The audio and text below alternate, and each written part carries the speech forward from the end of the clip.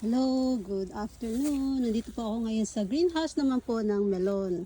Dito po sa farm ng Japan. Ngayon po ay magtitrim po ako ng mga dahon ng melon.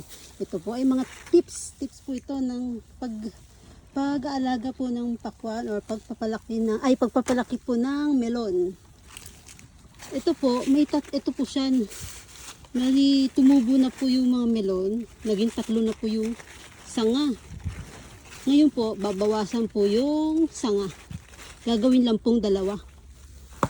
Ititrim. Tingnan po natin. Ito po dito. Ito po.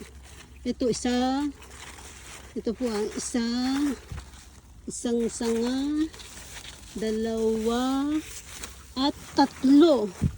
Ngayon po ay tatanggalin natin dito sa patong may putol na meron na siyang putol. Tatanggalin po yung isang sanga. Gugupitin po natin. Yan po. At ititira po natin yung dahon na yon. Itong dahon na to na pinagputulan. Ito po. Yan. Yan po mga pinutulan ng mga dahon. Ngayon po ay tatanggalin din po itong mga sanga-sanga ng yung maliliit na mga bagong sanga ng melon. Tulad po nito. Yan po. Ito. 1. Yan yung mga maliliit po na sanga. Mga tangkay, puputulin din po yan, tatanggalin. Ito po tatanggalin, kahit may bunga siya pero tatanggalin po talaga yan. Tapos yung mga bulaklak tatanggalin din. Bali yung dahon daw, yung mga tatanggalin yung mga bulaklak niya, mula po dito, pang 9 na dahon hanggang doon po. Mula po dito, 1, 2, 3, 4, 5, 6, 7, 8, 9. Hanggang 9 po na dahon, tatanggalin po yung mga bulaklak. Tatanggalin po siya. Ganito po rito pag-aalaga po ng mga melon na good quality o mga high quality product po ng Japan. Yan po. Ito po mayroon pang tangkay. Tatanggalin po natin yan. Tapos may mga bunga-bunga, mga bulaklak. Aalisin din po yun. Hanggang doon sa pang 9 na dahon mula po dito sa puno. Ito po, halimbawa po ito, bilang tayo ng dahon. 1, 2, 3, 4, 5, 6, 7, 8, 9. Hanggang dito. Hanggang dito po ng mga bulaklak, tatanggalin po at saka yung mga sanga-sanga. Tatanggalin po yan. Tapos, iaano po yan, parang may itutusok na parang alambre para po gumanon po siya yung ganyan no, yung umikot para po naka-shape po, kailangan po naka-shape po siya na ganyan. Yan, naka-shape po na ganyan yung puno yung sanga ng melon. Yan po. Lalagyan po dito ng parang alambre, tutusok siya dito. Para hindi siya, para diretso lang po yung tubo, yung way po ng sanga, diretso lang siya doon. At yung bunga po niya nandiyan lang. Yung bunga po niya kailangan nandito po sa net. Kaya may 9 na dahon, tatanggalin po yung mga bulaklak doon, tapos yung the rest na po, doon na po patutubuin yung mga bunga. Doon na po siya palalakihin. Kaya ayan to po, gaganyanin pa yung shape ng itong melon. Ayan po, kailangan naka-shape. Ito hindi pa po naayos. Nagpuputol pa lang po ako sa ngayon. Yan po, di ba? Marami po mga bulaklak. Tatanggalin po yan, pati itong mga sanga-sanga na to. Hanggang dun sa pang 9 na dahon na malalaki. Yung malalaking dahon na siya. 1, ito. Mula dito. 1, 2, 3, 4, 5, 6, 7, 8, 9. Yung lahat po ng mga excess na mga sanga-sanga, ganyan, tatanggalin. At yung mga bulaklak, ito po yung mga bulaklak.